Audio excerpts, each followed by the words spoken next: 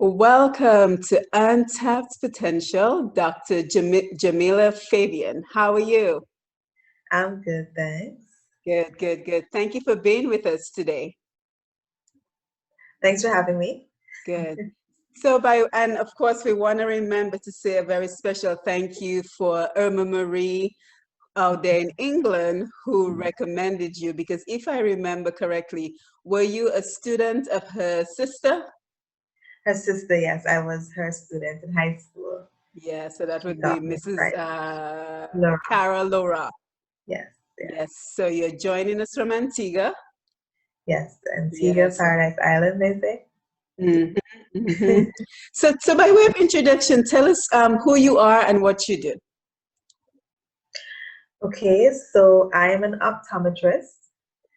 I basically do eye exams, general eye exams.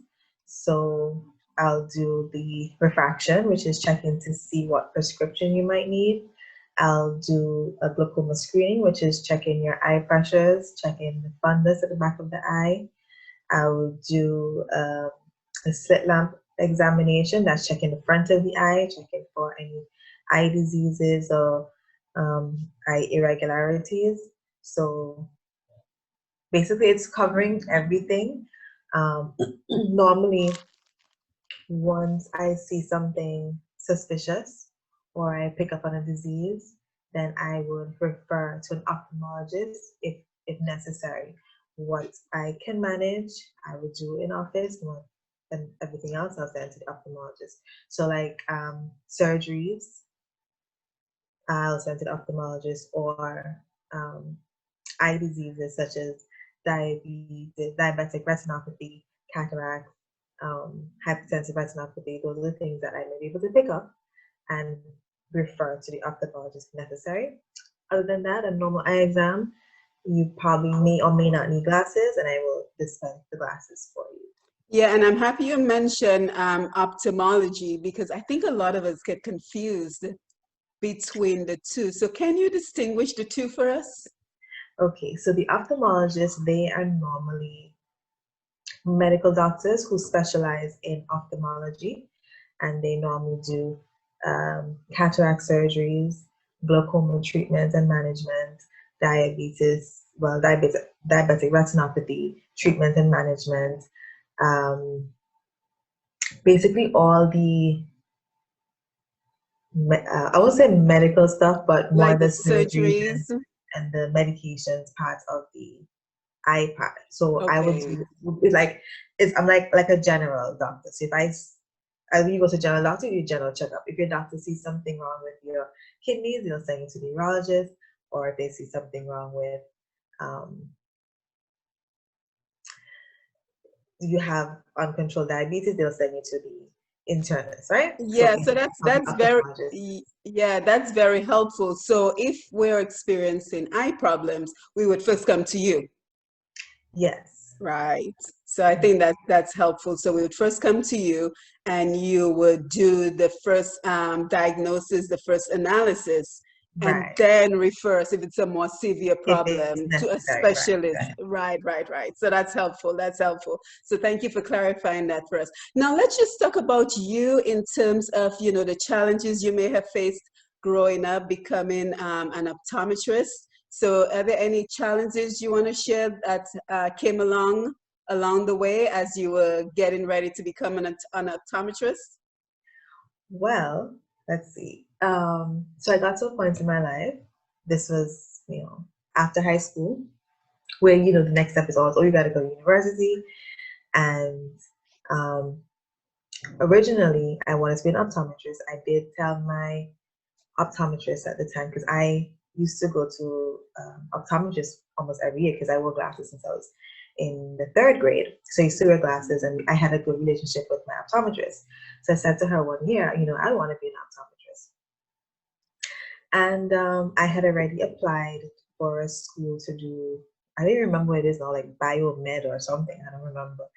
And she called me one day and she said, "You remember you told me you wanted to be an optometrist? Well, there's a scholarship available for that." And I was like, Wow. "Oh, yeah." And the scholarship was in Cuba. In Cuba. Wow. in Cuba. So I was 17, Mm. and I felt like it was supposed to be, Mhm. but at the same time, I was very nervous about it because I'm 17 years old, going to a country that was thought of to be kind of behind time. Mhm. Um, Mhm. so that was very challenging, I guess, for the whole family, Well, especially my not just behind time. It's all those restrictions. yeah, All the limitations, because I know of some of our folks that from Dominica who went to Cuba to go to school, and they talk about the rationing of toothpaste and toilet paper. So did you have those experiences? I can tell you my first year was definitely a culture shock. Mhm. Um, and what I can appreciate with the Antiguan students that they were very supportive. They came to the airport to greet us, and so you kind of felt a little relieved.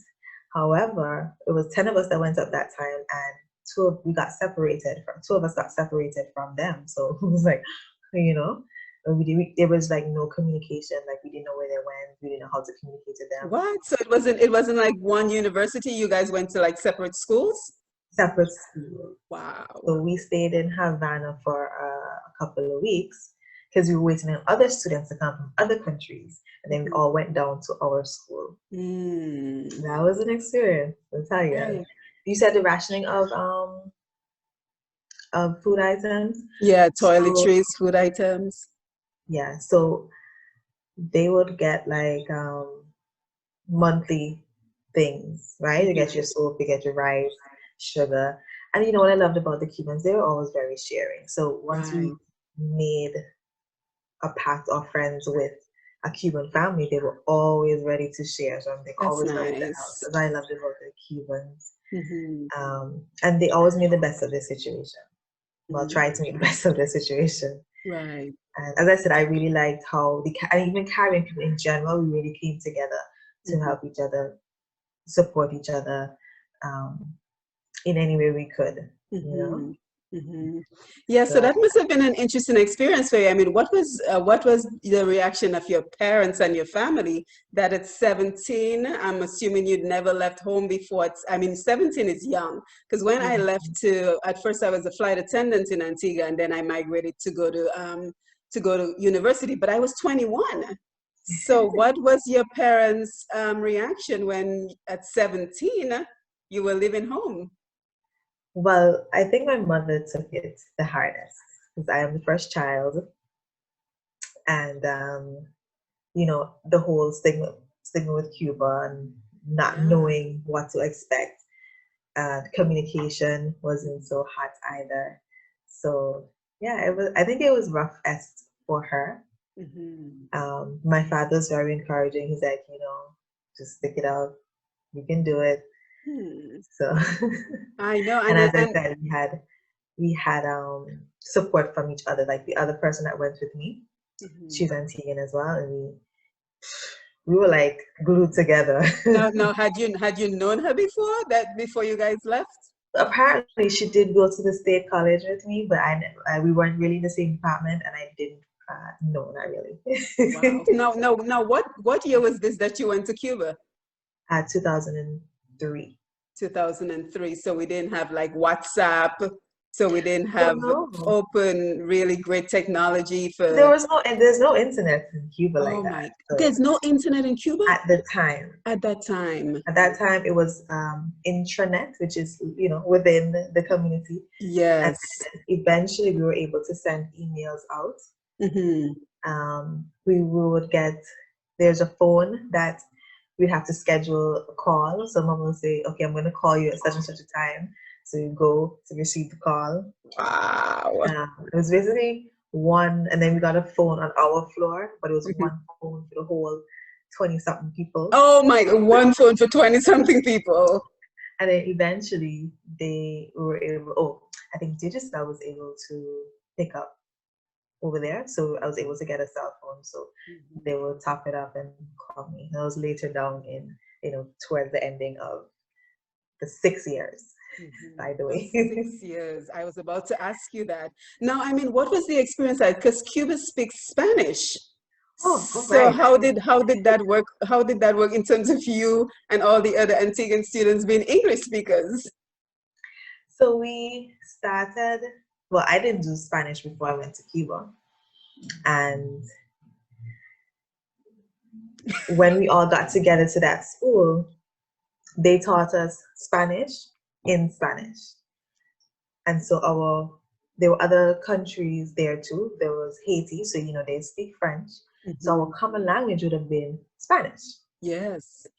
And so I kind of appreciated that part of it in terms of being taught Spanish in Spanish, because really that's how the kids learn when they communicate with their parents who speak Spanish. So the first year we did Spanish as much as possible, and then we actually started the career the second year, and it was challenging because they spoke faster than we were accustomed I to. can So we might have imagine. been behind with notes sometimes. So we'll group together and see what our notes say, what we're missing, who's missing what, and then it really helped us to bond, I guess, because we had to help each other get through the language barrier. Because Wow, we had that's from St. Vincent, I had from Belize in my year. So yeah, because I know of other people from Dominica who went to school in Cuba, and I think they said the first year is dedicated to learning the language. right. And then you get into the program. But I guess the benefit of that is because you're now bilingual. Yeah, so it's been 11 years since I left Cuba. So, Oh, so the are you Spanish saying skills you've are forgotten coming. the language? It goes and comes Yes. because I don't do it every day. But like yesterday, I had a Spanish patient. I think she's from Santo Domingo, and she was so relieved that I spoke Spanish. And I'm a little nervous because I know my Spanish kind of. I was like, no, you're doing good. Good. So it goes and comes. I guess it'll never go all together, but so I was able to. So I told the patients that speak Spanish here appreciate when I come in with the Spanish. Right. Well, so if you're just joining us, we're speaking to Dr. Jamella Fabian out. I keep wanting to say Fabian, Jamila. I don't know why. Dr. Jamella Fabian out in Antigua. She's an optometrist, and she's already told us the difference between optometry and ophthalmology, which we always get confused.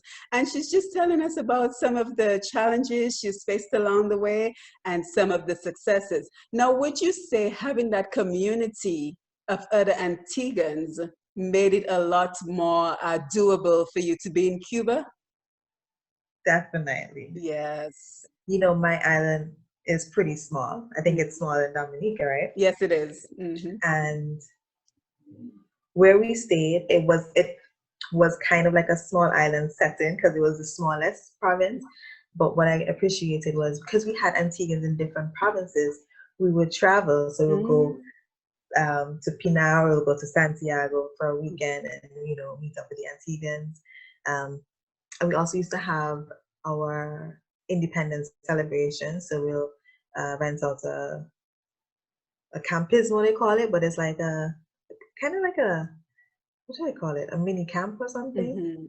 So they had little villas, and we'll invite other people from other provinces and other countries, and everybody will come celebrate.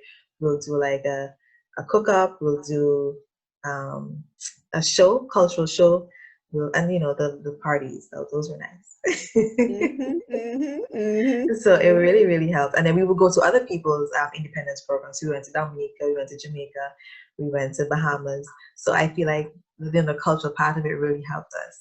And I still have friends from the different countries, all still from that bond. And I can't speak for other cultures, but I know we as Caribbean people, wherever we go, we take our culture with us.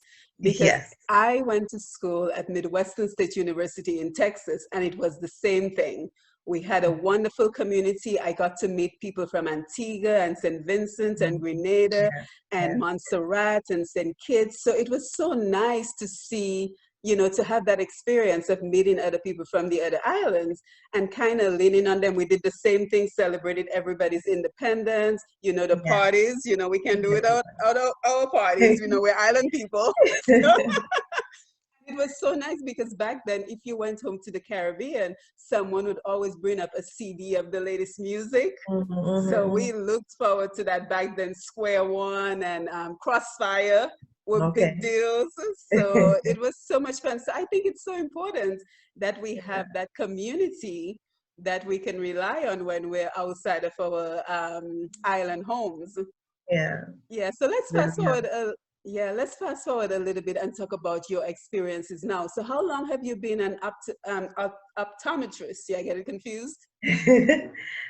So I graduated Cuba 2009. So we're looking at 11 years 11 years. being an optometrist. And where do you I currently work?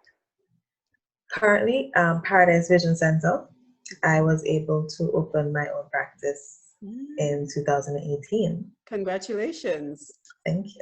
So 2009, I was still young. I was 24, I want to say. I can't remember. But one of the challenges I had coming out of school was that I looked really young. So you still do? so can you imagine how I looked then? Yes. You know, I had to get through the challenge of people being or not having confidence in me because I look like I'm still going to high school. Yes. So one of the things, and I'm a small person, so I'm not very tall. So I really had to overcome that. And how did you do that?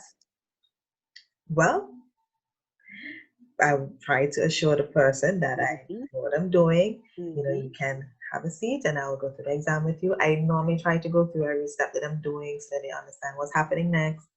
And normally by the end of the exam, everybody's a lot more relieved and they're able to come back again. Yeah, yeah. And I think if you don't take offense to it, that also helps. Because sometimes when people think that, you know, you look too young to do this job, you're too young to be a doctor, it can become very offensive and we can get, you know, all defensive about it. So one time, I mean, a couple of times I would tell the patients, you know, you have to start somewhere, you know, because you might go to a doctor that's older, but you know, the doctor wasn't always that old. They had to have started somewhere. Right. So I'm starting. Right. That's a good way of putting it. And just having a sense of humor about the whole thing. And I think once they see you're walking them through the process, then they start to relax and they're like, oh, maybe she does know what she's talking about.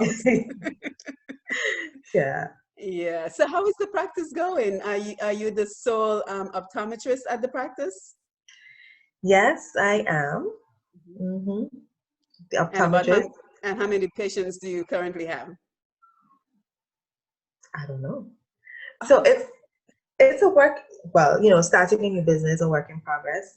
Due to my previous workplaces, I was able to build relationships with other patients, and they would come on over and, you know, visit me at the new practice, and would have made a name for myself, I guess, where persons will remember the name and say, oh yes, I remember when she checked my eyes when I was over so and so and so, you know.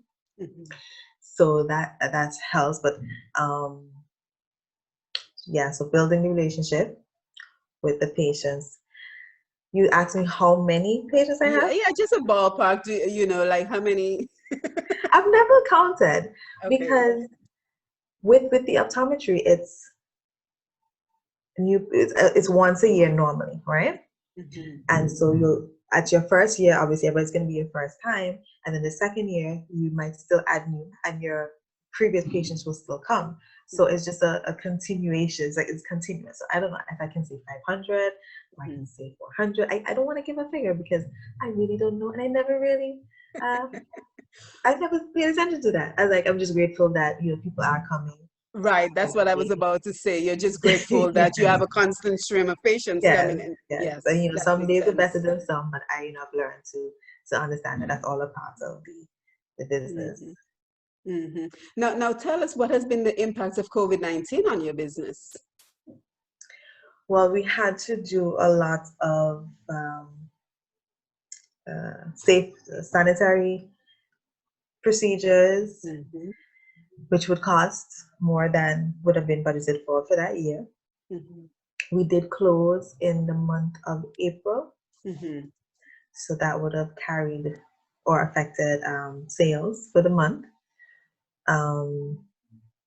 I was just about to launch a mobile uh, mobile optometry, or so I have all my equipment already that I can That's a great go. idea, by the way, to go to the rural communities, maybe.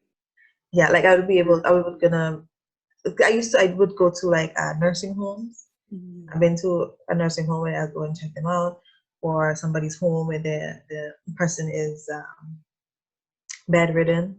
Mm-hmm. Um, and I would do screenings at school. So we'll just basically check their vision, see if they need further testing, where they can come to the office for the complete eye exam. But I can do eye exams outside the office.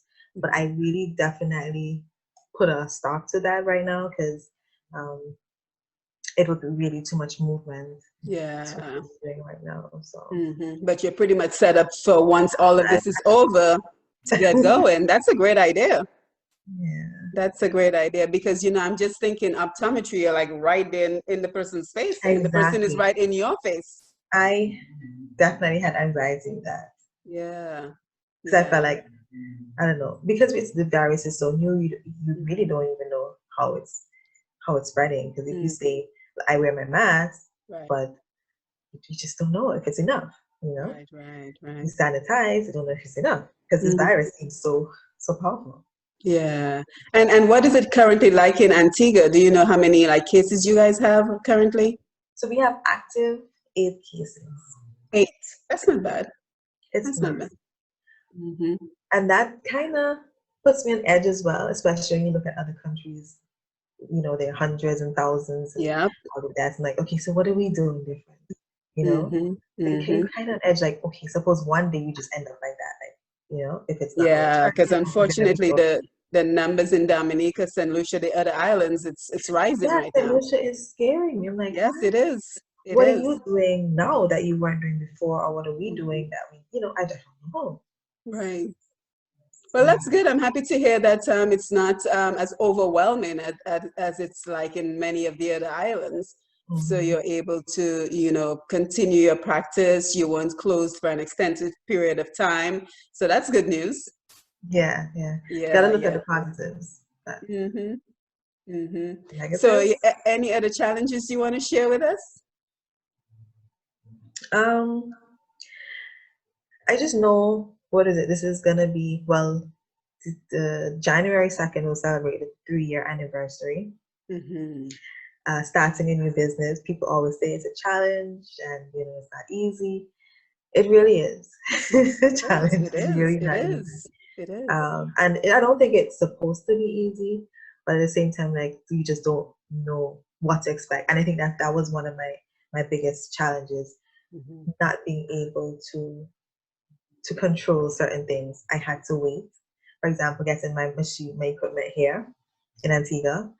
They told us it was gonna come in October of that year, and it never came till the December. So can you imagine my anxiety between October and December, not knowing when is it actually gonna happen? And then when it actually came here, then I had some challenges getting it into the office. It was Right. just a lot of anxiety. Whereas, yes, I'm grateful that I opened successfully, everything went well. But that time, or that frame of mind I was in at that time, I don't ever want to be like that again. It was Right. just a Right. lot Yeah, of it's always most difficult in the beginning when you're trying to get everything together and then, something might come up you hadn't even thought about. So and that's always a challenge. But I wanted to speak to you as well because, I think we can all be honest that we do not do regular eye checkups just for doing eye checkup purposes. I'm sure you only see most of us when there's an issue. Because I'm thinking to myself, the last time I went to an optometrist, I had this little black spot in my eye, and they said something to the effect of a detached retina or something. It has since passed. But Mhm. what advice would you give to us to encourage us to not wait until we have a problem to come see you?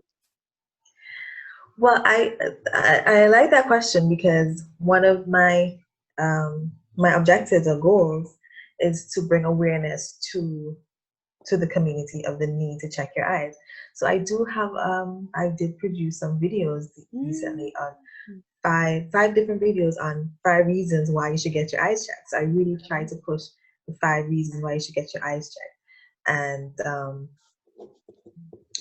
one of the things that will definitely, hopefully, drive people to go is glaucoma, because glaucoma is Yes. one of the silent thieves of your sight, because you don't know you have glaucoma until it's too far gone. So if you can come and tell me, well, I'm not seeing over on my sides, my periphery, like, most likely the vision has deteriorated too far, because whatever damage it does, it cannot be recovered. Mhm. So the objective is early detection of glaucoma. So you want to do your yearly eye exams. You also want to know your family history. So you have a family history of glaucoma. That's a very key factor as well when we're doing the eye exams, to see if you would have those traits.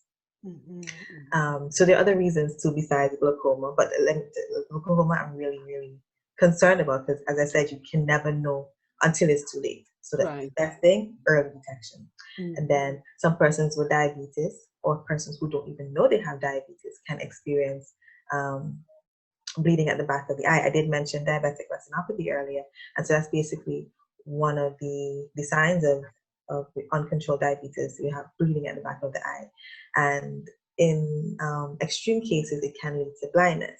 So again, you want to make sure your blood sugars are under control, and keep doing your regular eye exams to pick up anything in the early stages. So the objective is always for early detection and not when it's too far gone. And if you're not diabetic, you're not hypertensive, you generally a healthy person, you should still get your eyes checked, because there are other health eye issues that you can have. What I realize is that a lot of people think that they see well until they do the eyes. I'm like, oh, it could be a lot better than I'm Right. seeing right now. So that too is another reason why you should get your eyes checked, just to make sure you're seeing the way you should be seeing. Yeah, and it's interesting that you mentioned that, because my family listens to this program, and they will all tell you Simone needs to go get her eyes checked. But I've just been putting it off, so I'm going to make it a point of duty in 2021 to get my eyes checked, because what I'm starting to realize is, as you get older, it feels like your eyes are straining. It Mm-hmm. feels like there's a strain when you try to look at something close up, and then you lift your head to look at something far away. It almost takes longer for your eyes to readjust. I just attribute it to getting old. Yeah, but then you don't have to go through it. You can, Right, there is something that you can, help you. right, right, So, right, right. So now tell us, where can we see those videos? Because I think those videos are so important. Do you have them I online? have the videos on my Facebook page, Paradise Vision Center. Okay, let me make a note of that. Paradise Vision Center. Okay. They are also on the Instagram page, Paradise Vision Center page as well. So those where you'll find the videos. Do I have them on YouTube? I think I have them on YouTube as well. Okay. Paradise Vision Center as well. Okay, excellent. So the 3 social media platforms, they're on there.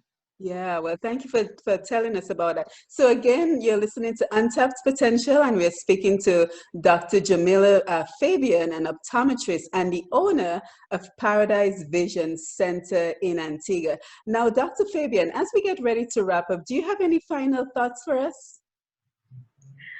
Well, this journey has taught me a lot, and anxiety has a way of trying to push forward and overwhelming you. And a lot of things that helps me through the anxiety is focusing on the positives, like things as I start to say, okay, no, I'm alive, I can breathe, Yes. I'm healthy, my business is open, I own it.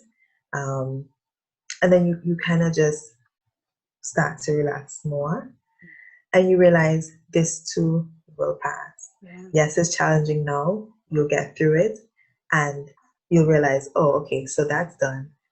On to the next, on to the next. It'll never stop. It'll always be on to the next. And that's something that I had to realize coming through this, that on to the next. Keep keep thinking positive. I know sometimes you kind of just overpowers you, but try and push out the positive thoughts. You have a supportive family. you're grateful for them, everybody's okay, you're okay, it's gonna be okay. Basically, that's my. Yes, powerful, powerful, powerful. So thank you so much and congratulations on the business. Thank you. Yes, thank you for sharing with us. And what you said is absolutely true because it can just seem so overwhelming, especially during this COVID-19 crisis, and especially when you're trying to start something new. It just Mhm. feels sometimes like it's not going anywhere, right? You know, Yeah. you can have all the support system in the world, but at the end of the day, this is your journey. Mhm. So it can Mhm. feel so overwhelming. So I like that you said, remember what you are grateful for, and also remember what is working. Mhm. Because Mhm. many times we get caught up in what is not working and we Right. forget to You look focus at on the what is positive. actually working. Yes, this is the problem. How am I going to solve it? So don't focus on the problem. Focus on how you're going to solve it. If you focus on the Exactly. problem, you dwell in it. It's not going to get solved. You still have to solve the problem. Right. Well, So thank you so much for sharing with us, Dr. Fabian. It was absolutely wonderful connecting with you, and I wish you continued success in your business. thank you very much. Thank you for having me. It was fun. Good, good. Doing So this you for the have first. a wonderful rest of your day. And this was your first time doing an interview such as this. So what did you Yes, think? it was good. I liked it. I hope that the positives would be distributed to Yes, the listener. yes, and you will inspire someone today. Hopefully. Yeah. All right. Enjoy the rest of your day. Okay, All you right. too. Take Thank care. you. Bye bye. All right.